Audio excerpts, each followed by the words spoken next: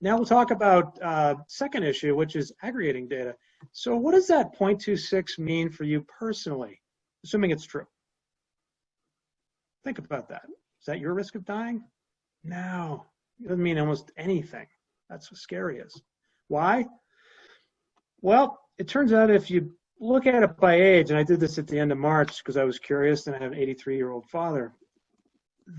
Wow, what a difference. I mean, the change from the young folks to the old folks, and this is the case fatality rate, by the way, at the time.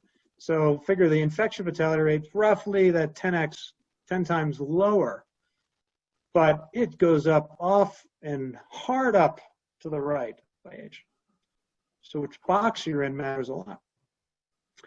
In fact, the CDC finally has come out with an estimate that if you're over 65, you have a 1% risk. If you're under 50, 0.03. But as you can see, even that doesn't tell you with a story for over 65. Okay, so 30 times the spread from under 50 to 65 and older.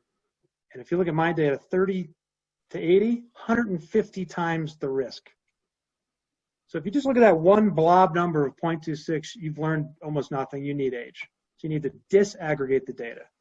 You need to get inside the blob to actually have the decision support level of information, not just like a polling number. And there's other information hidden there. If you look at that, remember that deaths number, 40 and up's about half the population. Guess how many people have died in the 40 and up? Well, 0.5% is below 40. 99.5 is above. So 99.5% of that 97,000 back at the end of May is 40 and up. And actually only 5% is below 60.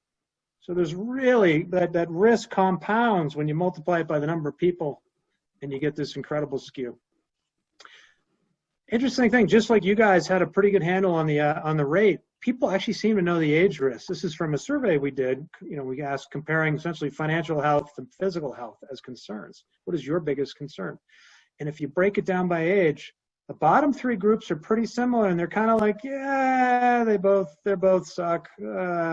But the 61 and over, 3-to-1 difference. Caring about physical health, being concerned about physical health versus the older. And the crazy thing is, if you just look at the blob, it's a different story. You don't see it. You think everyone cares about physical health more. That's not the case.